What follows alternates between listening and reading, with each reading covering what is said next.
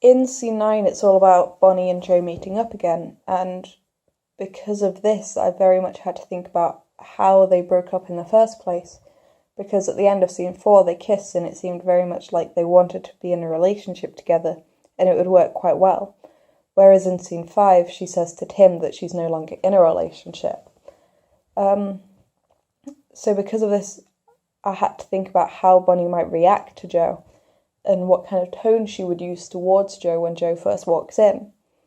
The few options I thought about were maybe being quite curt towards her, or dismissive towards her, or possibly it could have been a very gentle breakup and therefore Bonnie would be quite caring towards her, and maybe there was a legitimate reason for them to break up.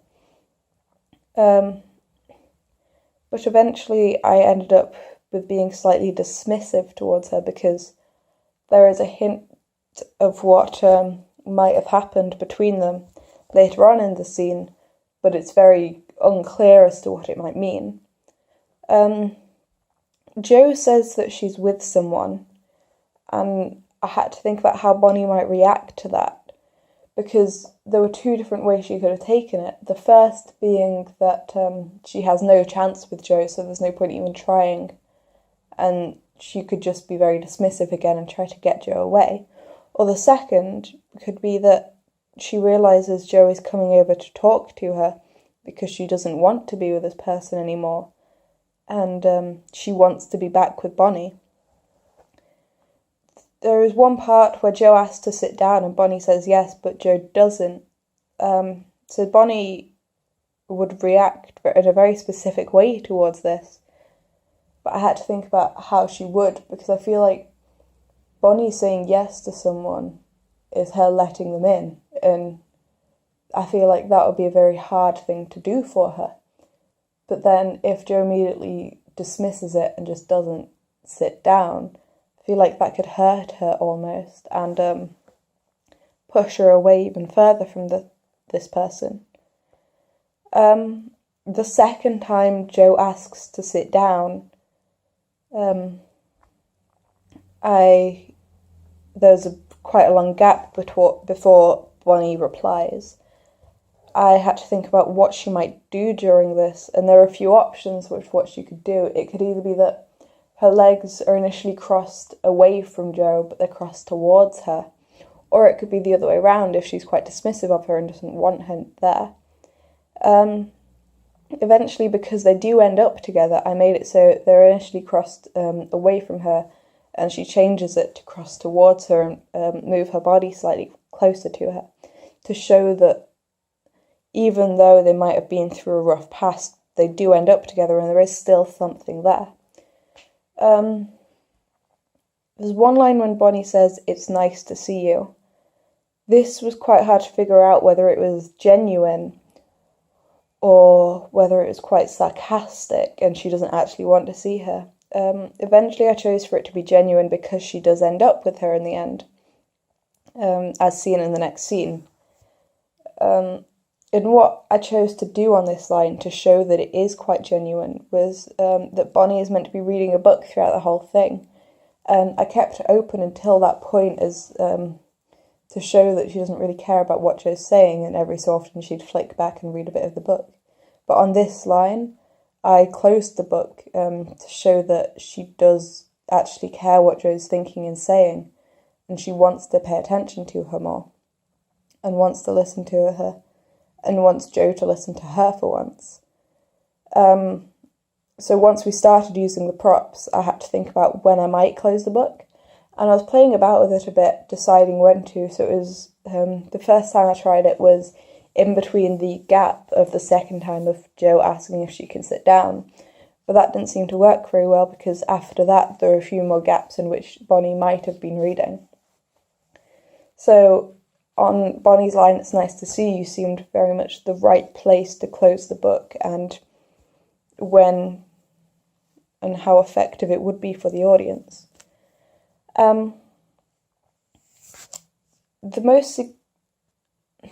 There's a reaction from Joe and her answers to Bonnie's question, "Have you been okay?" Joe seems very unsure of this, because she starts off saying, yes, she's been okay, it's all fine. And then she starts saying, no, I've not been okay, I don't really know. And I feel like Bonnie, to begin with, would just be like nodding, not really paying attention when she's saying yes. But as soon as Jo starts saying no, it very much surprise her and make her realise that, well, possibly she hasn't been okay, and that she might have been feeling the same way as Bonnie, because I feel like Bonnie definitely isn't herself after Jo's left, or doesn't feel as right as she once did with Jo. So Jo saying no is Bonnie's way of allows Bonnie to think that possibly Jo wants to get back with her, and that they can live a happy life once again.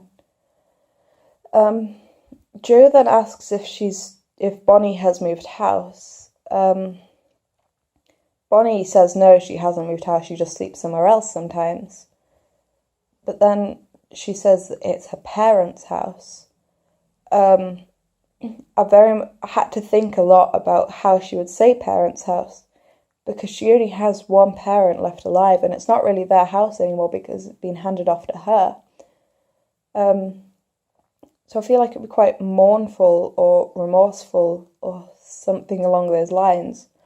Or it could just be quite dismissive of Jo, as if, well, why should you know where I am?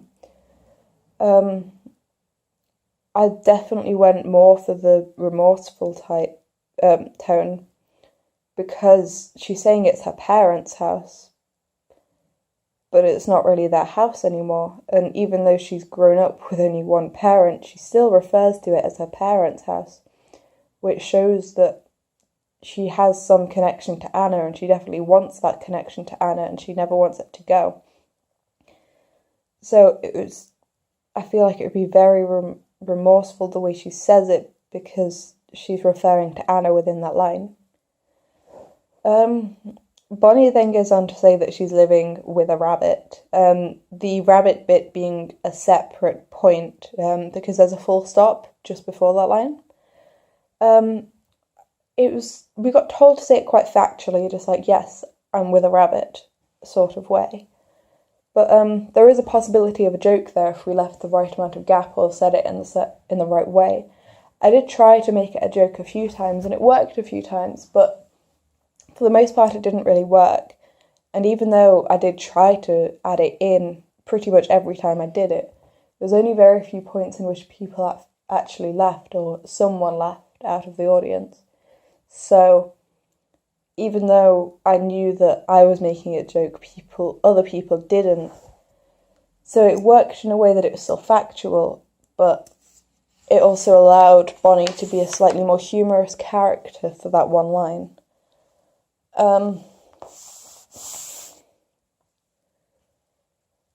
When Bonnie says that she hasn't moved, and Jo immediately comes in saying, "Is that a good idea, you in that house?"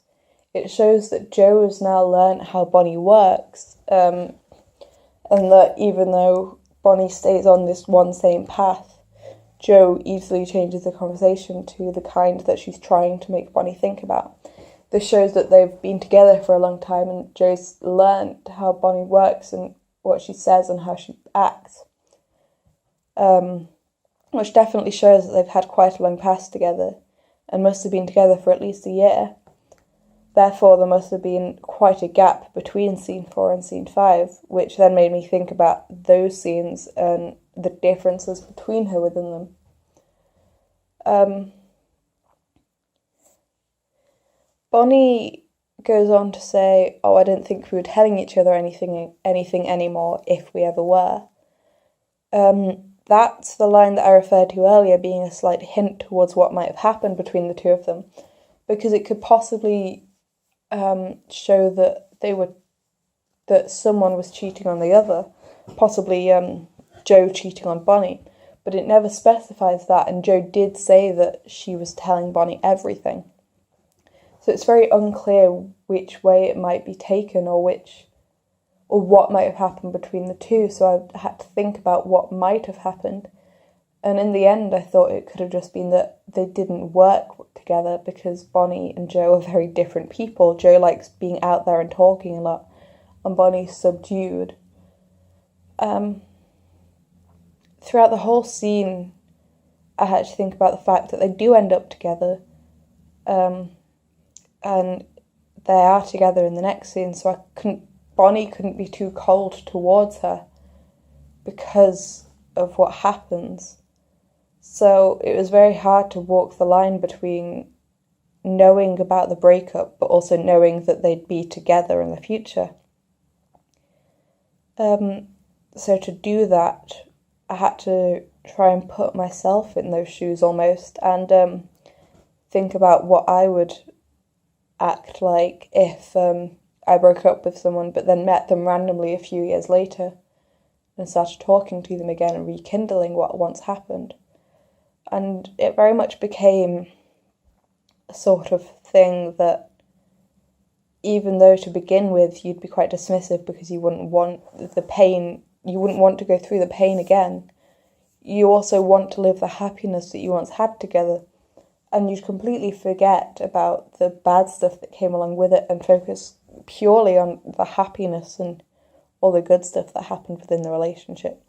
So I had to try and make Bonnie act more like that rather than just being very cold towards Joe.